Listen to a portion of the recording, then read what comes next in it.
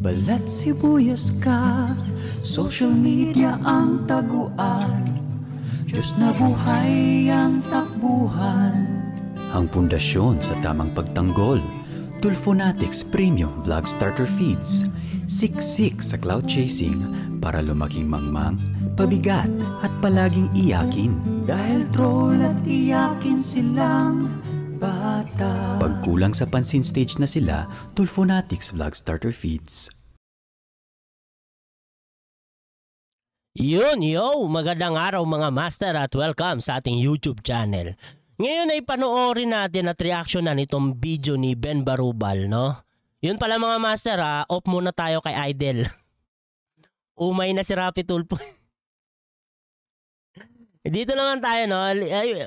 Para maiba naman, no? Para hindi naman laging Rapi Tulfo everyday, no?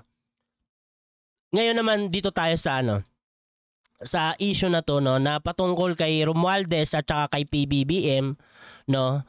Tapos mga master, no, ako kasi matagal na akong nanonood kay Ben Barubal. At masasabi ko na itong si Ben Barubal isa sa mga vlogger na #1 supporter ni PBBM. Kaya nagulat ako nung binanatan niya rin si PBBM. Nagulat din talaga ako. Di ko maisip na bakit binanatan niya si PBBM. Yung pinanood ko nga yung buong video niya, dapat lang talagang batikusin si PBBM ngayon. Dahil kasi merong mga statement itong si PBBM na iba sa mga nasabi niya. Kasi may statement siya na dati niya sinabi. Ngayon, nag-iba na yung mga statement niya. Balit dinibunk niya na. Dinibunk ba? Hindi naman dinibunk. Basta nagbago lang yung mga statement niya, no? At talagang, my goodness, hindi maganda. No? Kaya tuloy, itong mga vlogger, no, na supporter ni PBBM, kumakambyo na tuloy. Diba? Masasabi natin kumakambyo na kasi bumabanat na sa kanya. Diba? Pero kung aayusin niya to, baka, diba? Magbago lahat, no? Yun mga master, no? Panoorin at reaction na natin tong video ni Ben Barubal, no? Ang title ng video na to ay Crocodilus Romualdus Barubalan Time by Ben Barubal. Pero bago tayo magsimula mga master, no, meron palang request kanina kahapon sa YouTube channel ng Sausawan Podcast, no, na ganito, no nonsense, mag-vlog ka na. Yun yung request nila, no? Yun yung request nila. Ulitin ko, no nonsense.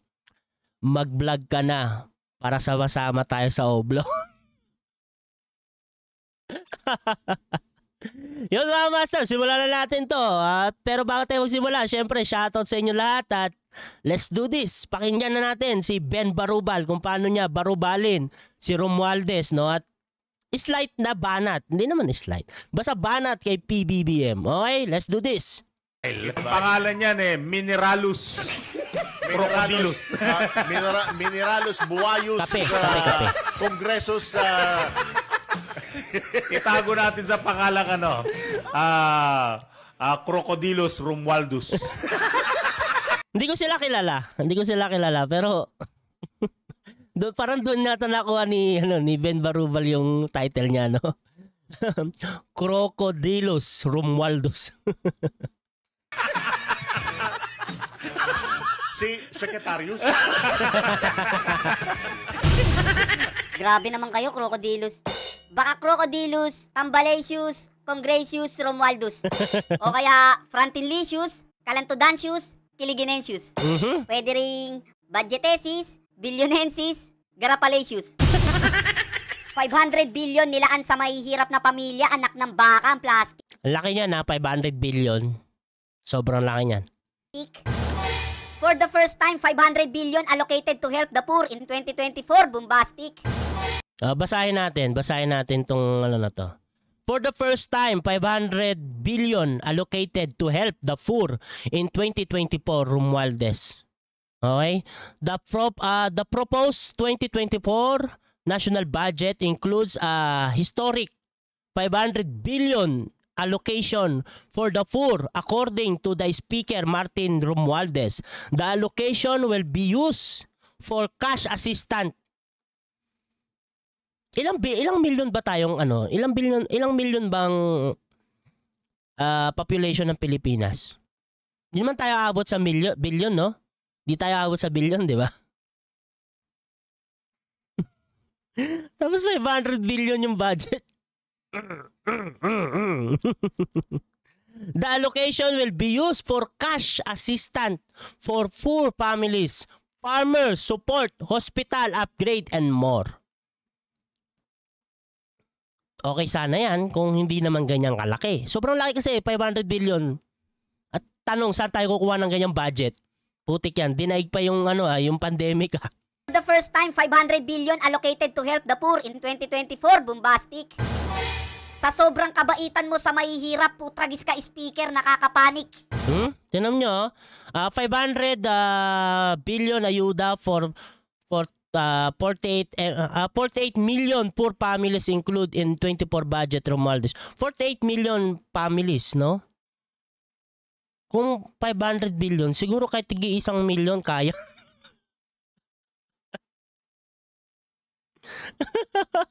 No, kaya no? Kahit tigi 1 milyon ibigay sa kada pamilya sa 48 million families, kaya. Malaki pa nga.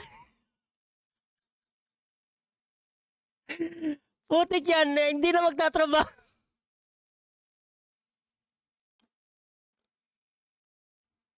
Ano nangyari? Bakit kailangan ng ganyang kalaking budget para sa ayuda? 48 million for families. E di kada isa sa pamilya, bibigyan ng tigi 1 milyon. Kaya, di ba? 500 million, 500 billion. Di ba hindi, 48 million, no? Hindi pa umabot ng 100 million. O, yung 500 billion, ilang milyon yun? Di ba? Kailangan mong bumuo ng 999 million para makabuo ka ng 500 billion, ng 100 billion, di ba? Anong 1 billion lang pala? Ano ba yan? Bobo ko talaga sa math. Ang bobo ko sa number, putik yan. Ang laki. Ang laking budget niyan, putik yan. 500 billion, tinalo pa yung budget nung pandemic. Oh. Nung pandemic. Tignan nyo yung pandemic, 240 billion. Round up na natin, 241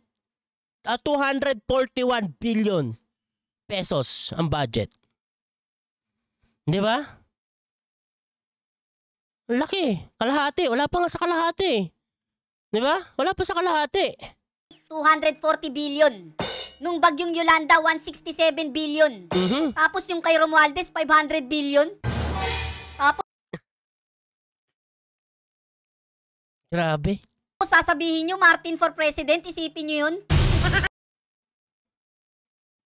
Ako no, masasabi ko, pag tumakbong presidente itong si Romualdez, hindi mananalo to. Hindi mananalo to. Kaya, kasi isipin mo, may Inday Sara. Tapos merong pang mainit-init na Rapi Tulfo. Di ba? May mga survey na nga lumabas na nangunguna itong si idol nila sa bilang presidente. Diba? Tapos sisingit si Romualdez, wala, hindi mananalo to. Kahit anong build up nila dyan, hindi mananalo to. Budget nung pandemic, tinalo mo. Budget nung Yolanda, tinalo mo. Lahat ng budget nung trahedya, tinalo mo. Kaya bantayan nyo sa 2028, baka sa Switzerland to tumakbo. Sa lahat ng tulong, yung tulong mo yung nakakakilabot. Yung politikong gumagamit ng mahihirap, nakakatakot. Nakilala kayong ganyan. Tapos yung mga tanga mong fans, oo lang ng oo, ginagawa mong robot. Kayo yung mga politikong tumutulong pero mas marami yung hakot. Ang strategy nyo, gagamit ng mahirap. Pupunta ng palengke, magpapanggap. Sa lahat ng sino yung mga nandoon? strategy nyo, gagamit ng mahirap. Pupunta ng palengke, Sino to, diba? Sino ba yan? Si Erwin. magpapanggap. Parang di ko napanood to. Anong ginawa nila sa palengke? Tumingin ng ng presyo. No, tumingin sila ng presyo. Bagay, masipag, no? Masipag. Pumupunta sa mga palengke, no? Sa lahat ng tulong, yung tulong mo, yung hindi ko matanggap. Kung talagang wala kang ginagawang masama, pakapkap. Ito rin, no? Kasi baka mamaya pagmulan din ng yan, ng corruption, eh. Kasi ang laking budget. Paano ma-allocate ng maayos yan, no? Paano mapupunta yan talaga sa karapat-dapat ng pamilya, yung pera na yan, di ba? Mapagmulan pa yan ng corruption, no? Kasi laking pera, eh. Paano nila mababudget ng maayos yan? Hindi natin alam kung mema lang, no? Mema lang si Romualdez, mema sabi lang. Napakalaki kasi, putik yan. Ano yung logic dito? Pag yung politiko kumuha ng pera, kanino ka magsusumbong? Sa bubble gang kay bonggam-bonggam-bongbong? Wala baliligtasin! Pero hindi pa naman yan eh. Humingi lang siguro ng budget ng ganong kalaki. Pero maaprobahan ba yan? Ang tanong kasi maaprobahan ba yan? Malabo. Lahat tutumbukin dito sa Sumbong-Sumbong kay Bonggam-Bonggam-Bongbong. Ano, diyan ka magsusumbong? Gunggong! Biruin mo yung kawawang matanda na mitas lang ng mangga na kulong. Eh yung politiko pag kumuha ng pera madalang pa sa patak ng ulan yung nakukulong. Eh sa batas naman kasi, wala naman kasing pinipili yung mga, di ba? Mahirap ka man, mayaman, matanda, bata. Di ba? Pag nagkamali ka, eh talagang, pag napatunayan, makukulong ka talaga, di ba? Pagdating naman sa mga politiko, meron naman nakukulong, di ba? Meron naman yan, no? Nakakapagpiyansa lang. Eh, kaya nga, dapat pag bumuboto tayo ng mga politiko, alamin talaga natin yung background nila, di ba? Kaya nga wag tayo mag-upo-upo lang ng mga basta-basta, hindi porket sikat, hindi porket kilala, di ba? Hindi porket may pangalan, eh binoboto na natin. Kasi nga, kailangan nating maging wise din sa ganyan para hindi tayo mag-upo ng isang politiko na corrupt, di ba? Corrupt. Bawi na lang. Bawi 2028. Bawi next election, no? Bawi next election. Huwag kayong pumoto basta-basta, no? Kaya dapat pag-isipan kung sino yung mga iboboto nyo na talagang tapat sa kanilang tungkulin at alam nila yung trabaho nila. 'Di ba? Hindi yung kasi kahit di yan corrupt sa pagkuha ng pera, corrupt naman sa oras. 'Di ba? Hindi rin maganda, 'di ba? Dapat talaga kumuha tayo, no? At magpasok tayo sa mga opisyal natin sa gobyerno na karapat dapat sa kanilang trabaho, no? At alamin natin yung background nila kung talagang goods ba sila, 'di ba? Fit ba sila sa ganung posisyon, eh, 'di ba? Dapat ganoon. Kung may makukulong, lalaya din. Pag naupo yung kapartido nila, Nakapagpiyansa, eh, 'di ba? May pampiyansa sila, 'di ba? Yan talaga, pag ganyan talaga, pag nakulong, kawawa talagang mahirap, lalo na kung walang pampiyansa. Yung kasi yung doon. ilalabas din. Ultimo mga dating NPA palalayain. Eto na. Dito din talaga ako talagang bakit? Ito, basahin natin. Marcos grants amnesty to rebels. Yung mga rebelde. President Ferdinand Marcos Jr. was granted amnesty to current and former members of rebel groups who may have committed crimes in pursuit of their political beliefs. However, the proclamation do not cover crimes such as kidnap for ransom, massacre, rape, and terrorism among others. Okay, meron naman din palang hindi kasali, 'di ba? Pag kunari ang kaso, 'di ba, ang kasong ginawa nila, kidnap for ransom, massacre, rape, and terrorism, 'di ba? Yung mga terorismo among others. Pero rebelde pa rin eh. Sa bagay, kung nagbago nga naman talaga, pero ito kasi yung peace talk yung peace talk na tinatawag. Ilang presidente nang dumaan, 'di ba? Naano lang naman tayo yung panahon ni Duterte, 'di ba? Na yung pagdating sa peace talk, 'di ba? 'Di ba? Correct me if I'm wrong ha. Medyo limot ko na rin, no? Pero alam ko talaga na isa si Pangulong Duterte sa hindi nakikipag-festock eh. Lalong-lalo na sa mga rebelde, 'di ba? Pero ngayon kasi iba 'yung nangyayari. 'Di ba pagdating sa festock? No? Back to zero na naman tayo, tang inumin. Bakit Tanga naman talaga ang inumin. Huwag Milo. daw tayo natatakot sa pistok, sabi pa neto? Tayo pa daw na... Oo nga. Kaso nga lang kasi, 'di ba? Kaso nga lang yung festock paulit-ulit na lang eh. Alam niyo yung parang wala tayong natatapos. 'Di ba? Ulit-ulit lang. Ganun pa rin ang nangyayari, gulo pa rin. 'Di ba? Ang dinadala nila sa atin. Lalo na yung mga kaliwang grupo. 'Di ba? Lalo na yung mga nasa bundok. Na gusto pa rin natin makipag-festock sa kanila. Bakit? Ganun naman din ang ginagawa nila, paulit-ulit lang. Ano ba ang dapat talaga natin gawin? 'Di ba? Gulo lang naman yung ginagawa nila eh. Kaya dapat talaga tigilan na yung festock. Kung ano yung dapat gawin sa kanila, total rebelde sila. 'Di ba? Gawin na. Huwag na makipag-festock. Paulit-ulit lang eh. 'Di ba? Natatakot, si Raulo ba to? Bakit kami matatakot? Hindi naman yan kumakain ng tao. Nangunguha ng bata, oo. Yung mga demonyo, binabakbakan namin kayo, binibaby nyo. Ikukulong tapos papalayain nyo. Nangangasar ba kayo? Alam nyo, may slight na nabanat si Ben Barubal, no? Maghanap kayo ng tangang lolokohin nyo. Pasensya na, hindi kami nakikipagkasundo sa demonyo. Tama naman. Agree ako dito kay Ben Barubal, no? Huwag na natin silang pakinggan kung ano yung ano nila, di ba? Wala naman silang ginagawang matino eh. Okay lang sana kung malaki na itutulong nila sa atin eh. Kaso wala eh. Di ba? Naglalagay patuloy tayo ng budget para dyan, di ba? Na, alam nyo naman, pag ganyan. Di ba? Anong dapat natin gawin? Di patigilin. Medyo brutal, pero ano ba?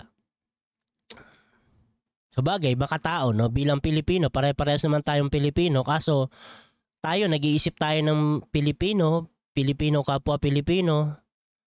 Pero sila hindi nila tayo iniisip, no? Kasi tayo, hindi naman tayo rebelde.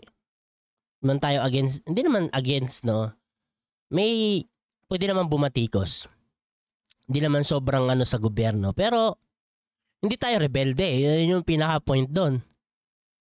Di ba? My goodness talaga. Yung tulong, tandaan nyo, dalawang klase. May tulong na paimbabaw, puro papoge. At yung totoong tulong, hindi sinasabi. Tapos 500 billion, ayuda? Walang pandemic, sus Mariosip, grabe. Yan yung ayudang first time talaga. Super duper extraordinary. Sa sobrang laki ng budget, tataba talaga yung dating chubby. Sa sobrang bait mo, pwede ka na sa libingan ng mga bayani. Yung tipong kumuha ka ng Putik na ipasok pa to ni Ben eh. maleta sa airport, tapos ikaw pa yung bayani. Mapriso ka dyan, dong. Yung mga Pilipino, ginagawa mong tamad. Yung tipong hihilata na lang sa banig tapos magkakamot ng bayag. Kasi nga, di ba, isipin mo 500 billion pesos ang budget para itulong sa mahihirap, no? Tapos yung families na mahihirap, 48 million. Di ba? Kahit bigyan mo na tigi 1 milyon yung kada pamilya, kayang-kaya. O anong mangyayari sa kanila? Di ba dapat bigyan na lang ng trabaho kaysa bigyan ng pera? Gagawin mo namang tamad yung mga yan. Aasa na lang yan sa ayuda pag ganyan, di ba? Ginagawang baby yung mga Di ba? Kaya maraming, joke talaga, no? Joke talaga. Putik yan. Imbis na bigyan mo ng pamingwit, bibigyan mo ng isdang binilad. Trabaho ang ibigay mo para lalong magsipag. Tama. Kasi pinapalabas mo, tutulong ka sa tao. Ang lumalabas kami pa tutulong sa'yo. Pera ng tao yan, baka kala mo. Tama. Yan dapat makita nila, no? Unang-una pera natin yan. Sabi ko nga, saan tayo kukuha ng ganyang budget? Ang laki niyan. 500 billion pesos. Tapos, si Romualdez pa ang parang ano na ito. Dahil siya yung nagmungkahi niyan. Samantalang pera naman natin. Hindi talaga maganda eh. Hindi masasabi ko na hindi maganda yung intention eh. Not good. Yuda, sa laki ng budget, abono pa kami, loko. Speaker, saan ka punta? My goodness. Anong klaseng buhaya yan? Anak ng buhaya, suplado ah. Speaker, open the book na. Ang tambok-tambok ah. Saan kaya pupunta to? Mukhang pupunta sa palengke ah. Walang lingunan ah, ang sarap magmura.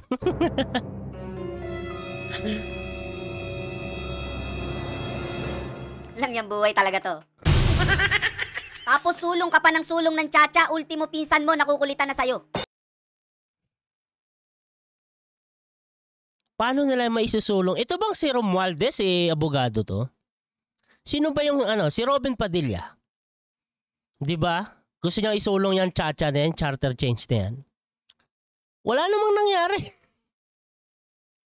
Yung gagawin nila, provided for by law din. Putik yan. Yan pang uunahin nila, no? Dapat wag nang pakialaman yan kasi sa tingin ko, tingin ko maganda kung mag-change tayo, charter change tayo. Pero sa nakikita ko, hindi charter change ang kailangan eh. Yung gobyerno natin dapat ayusin. Madaming pasaway eh. No? Diba? Sa Senado, sa Kongreso. Ang daming pasaway. Tapos magcha-charter change tayo. Hindi yan solusyon. Hindi gaganda ang buhay natin dyan, no? Ako, nakukulitan na sa'yo. Yung OFW sa Japan, nakukulitan na rin sa'yo. Halos bulagin niyang mata mo sa sobrang kulit mo. Tsatsa ka ng tsatsa, ano bang problema mo? Biruin mo yung Pangulo naging former president ng dahil sa'yo. Oh! Ben, ano sabi mong former president siya? Ano ka ba? Huli ka na sa balita. Si President Marcos, former president na. Talaga? Oo, nang dahil sa kanya. Ganun na ba talaga siya kaano ngayon? Kaano ngayon? Tawag nito ka-epal, itong si Romualdez. Grabe na ba talaga? Pinoto namin noong 2022 na Bongbong Marcos, anak ng baka, former president na.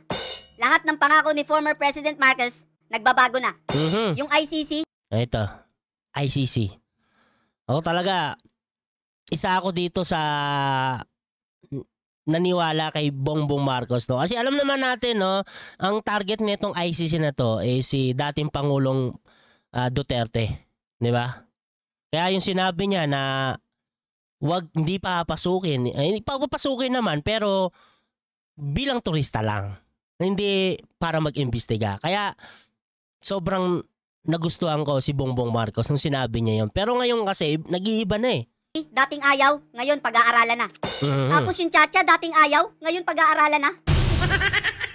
Sumulat ang ICC prosecutor na si Karim Khan at nagre-request na siya at ang kanyang team ay pumunta dito sa Pilipinas para simulan ang preliminary investigation sa di umano'y mga krimen laban sa sangkatauhan na may kinalaman sa war on drugs ni President Duterte.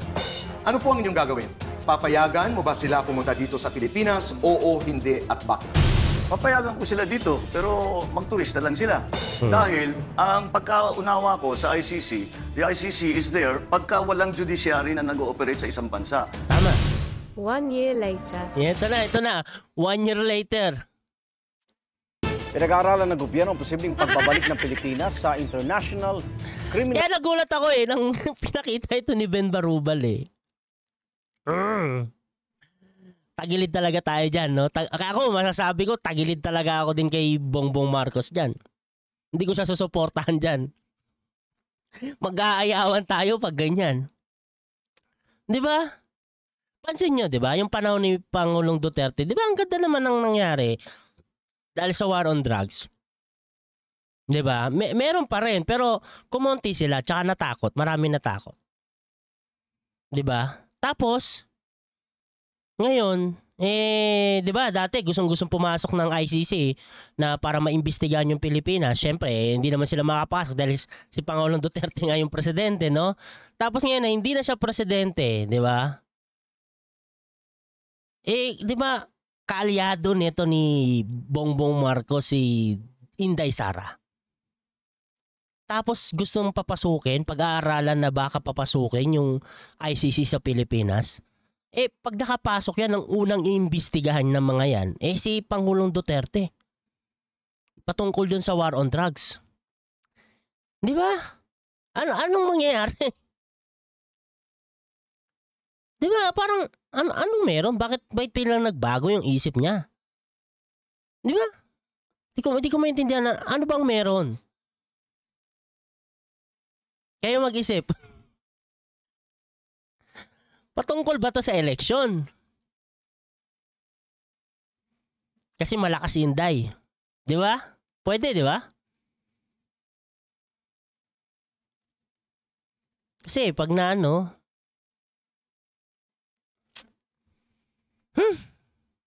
Criminal Court o ICC. Ayon po yan kay Pangulong Bongbong Marcos. Saksi si Ivan Mayrina. Si Pangulong Marcos na mismo ang tinanong ng media kanina kung anong tingin niya sa inihayang mga resolusyon sa Kamara na humihimok sa gobyerno na makipagtulungan sa investigasyon ng International Criminal Court o ICC. Tsaka pa, di ba, bumuwag na tayo sa ICC. Di ba? Sa war on drugs ng Administrasyon Duterte. There is also a question, should be returned under the fold of the ICC. So that's again under study. Understudied. Ano bang nangyayari sa'yo, PBBM? Ba't ganyan? Pag ganyan, tagilid talaga tayo. Tabingi tayo dyan. Hindi ka namin susuportahan dyan. Ako, number 1 talaga yung susuporta sa'yo dyan. Dahil ako, gusto ko rin si Pangulong Duterte, di ba? Nasasabi ko na number 1 supporter din ako ni Pangulong Duterte. Tapos ganyan. Kaya nga kita lalong nagustuhan nung sinabi mo yung bagay na yan. Payagan ko sila dito, pero magturista lang sila. Kasi ako, sigurado talaga ako ito mananalo eh. Panalo talaga eh. Mukhang magla-landslide eh. Di ba? Sabi ko, okay to. At least may assurance na tayo na magiging safe si Pangulong Duterte, di ba? Kasi kung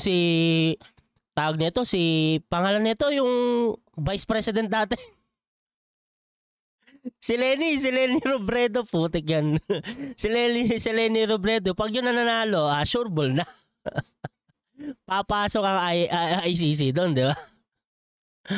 Pero kung si Bongbong yung nanalo, edi may assurance sa tayo na talagang safe si dating Pangulong Duterte, di ba? Pero ngayon kasi putik yan. Mapapakamot ka talaga sa ulo eh. Bakit ganyan? Di ba? Walang yung buhay talaga yan, no? Alam nyo, kagagawan lato ni speaker eh. Lahat ng sinasuggest nito sa Kamara, pinag-aaralan ng Pangulo eh. Ganun na ba talaga kaya pala itong si Romualdez? Mukhang kailangan natin mukhang kailangan din natin mag-content na mga ganito Hindi natin sobrang alam to Putik yan Kaya mali yung OFW na tusukin yung mata nito eh. Dapat inaambalos ng placards to eh. Una, ICC, pag-aaralan. Ngayon, pati Chacha, pag-aaralan na rin eh. Because maraming ibang kailangan gawin eh. For me, lahat itong mga pinag-usapan, kaya natin gawin na hindi palitan ng saligawan. Hindi prioridad at hindi kailangan. Yan ang pahayag ni Pangulong Bongbong Marcos patungkol sa charter change noong Pebrero. Pero nang tanungin ngayon kung suportado niya ang pag-amyenda sa konstitusyon sa gitna ng muling pagkabuhay ng usaping ito sa Kongreso, tila naiba na ang saloobin ng Pangulo. Well, we're just beginning to study what we are looking at here is the opportunity cost of those who would like to invest here but somehow ang tanong kasi paano nga gagawin yan? Mga karamihan sa nakaupo sa Senado eh. Di ba? Merong ako naman hindi naman ako sobrang ng charter change. Okay naman din sa akin yung charter change, no? Pero sa ngayon, sa nakikita ko sa ngayon, mukhang hindi natin priority dapat yan. Mas marami pa tayong, unang-una dumaan tayo sa pandemic.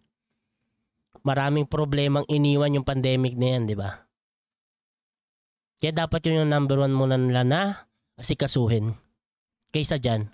The laws that derive from the Constitution when it comes to the economic kung meron naman talaga mga batas na kailangan palitan, dapat yun yung asikasuhin nila. Kaso nga lang, yung mga nakaupo sa atin sa Senado karamihan iba yung inaasikaso. provisions do not allow them to. Kita mo? Sumusunod sa'yo. Walang talaga yung speaker Paano mo na... Di ba kamag-anak niya to si Romualdez?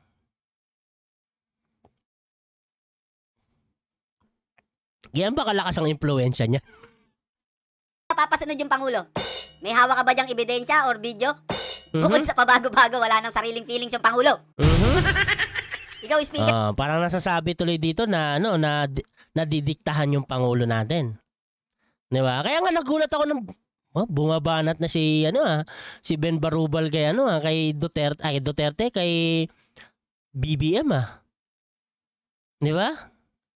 Ang ibig kasi sabihin yan, di ba, na nadidiktahan si Bongbong Marcos. Kung ano na lang sabihin ni Romualdez, di ba, sinasang-ayunan ni Bongbong Marcos.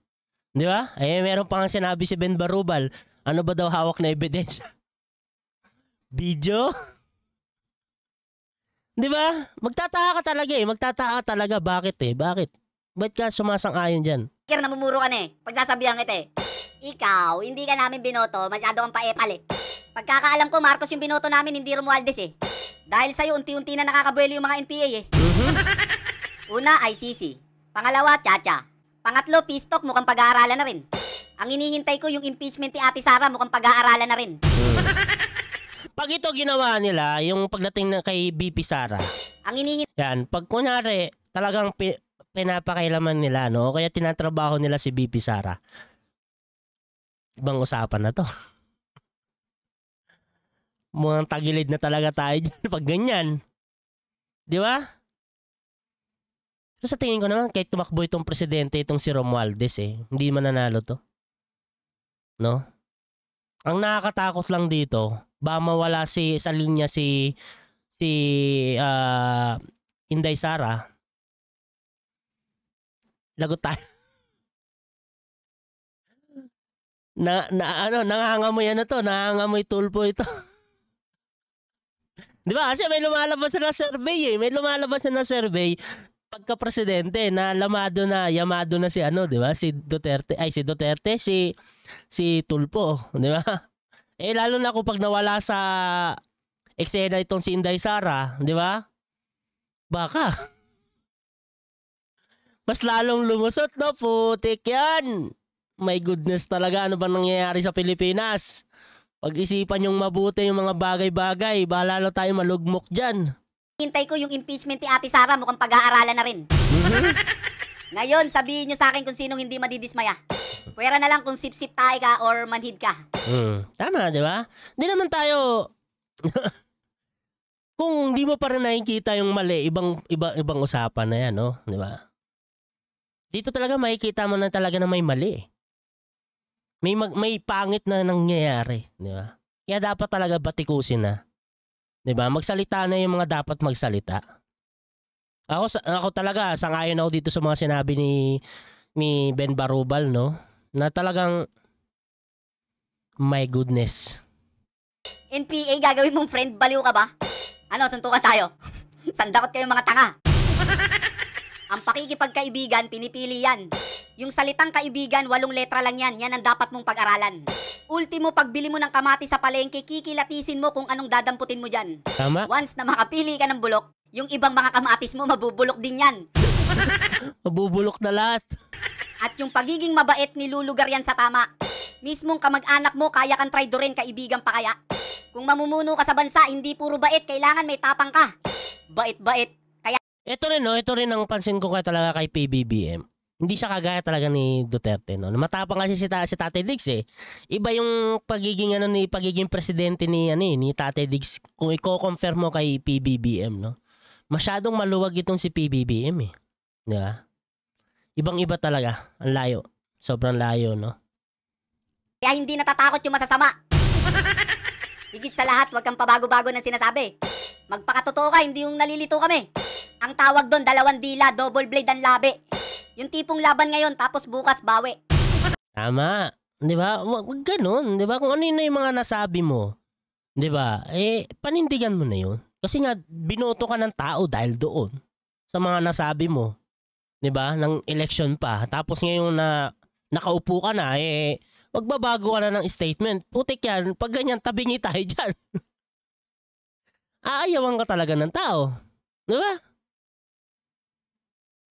Pag ganyan, talo-talo tayo.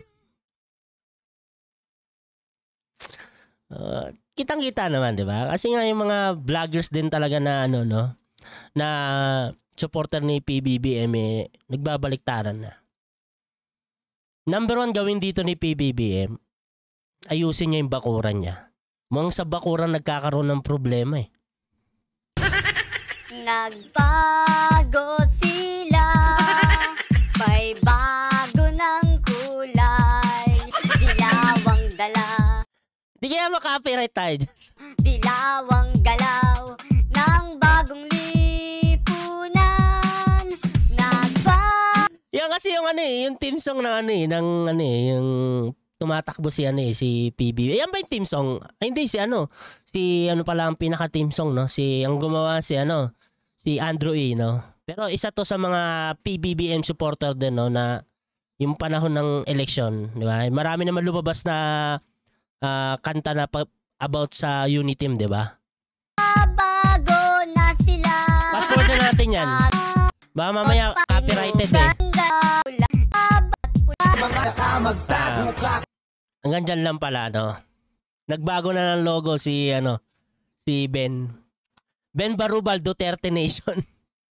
Ako sangayon naman kay Ben Barubal, no? Tsaka sa mga vlogger din na talagang bumatikos ngayon kay mga dating hindi naman dati, no? Ba ano pa rin sila, no? PBBM vlogger pa rin sila, 'di ba? Na supporter pa rin sila ni PBBM, pero kumakambyo lang, 'di ba? Kumakambyo sila ngayon dahil sa mga nangyayari. Hindi natin sila masisisi.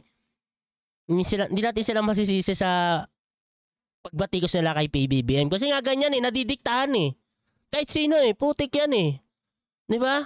Unang-una. Kaya ka mas sinuportahan ng tao dahil nga patungkol dun sa ICC. 'Di ba? Na hindi mo sila papasukin. Ilabas natin yung Chacha, no? Kasi yung Chacha medyo ox lang naman, 'di ba? Ox lang naman. Kaso nga lang hindi siya talaga mas priority dapat natin ngayon. Mas marami tayong bagay na mas priority kaysa doon, 'di ba? Pero dito talaga sa ICC, dito talaga pumutok yung ni PBBM kasi sa pagkakatanda ko, no, sa lahat ng tinanong ng mga kandidato sa pagka-presidente kung okay lang, 'di ba? Kung okay lang daw na papasukin yung ICC sa Pilipinas, ito lang si Bongbong Marcos ang sumagot ng talagang iba sa lahat. Na okay lang sa kanilang pumasok pero bilang terorista, hindi para mag-imbestiga.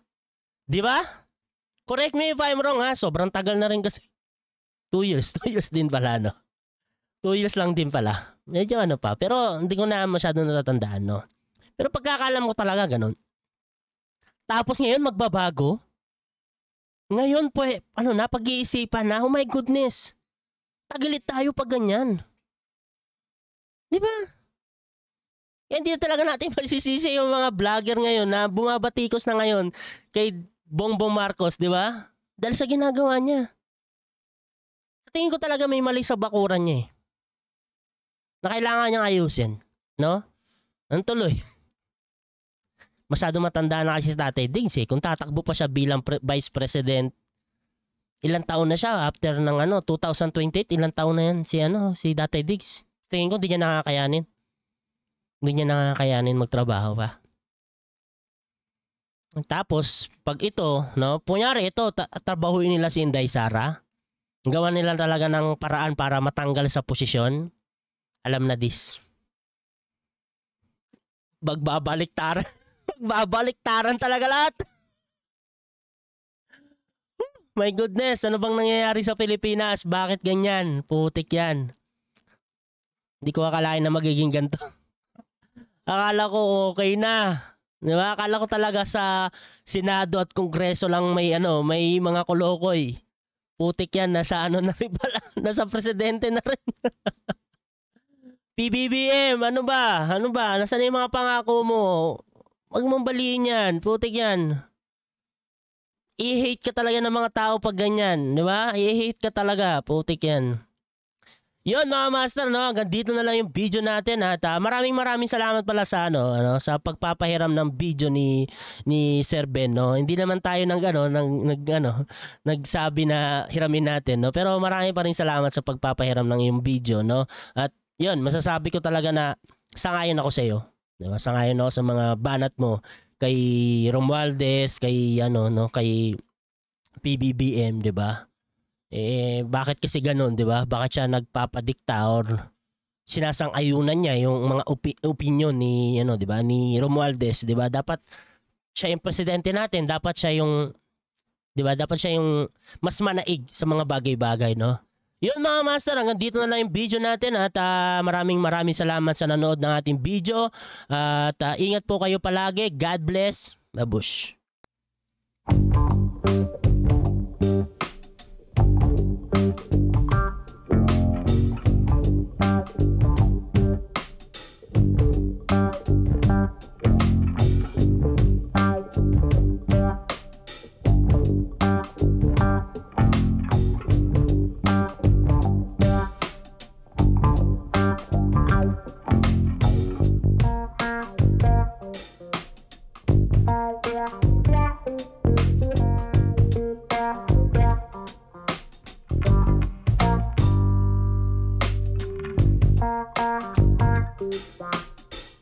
Yeah.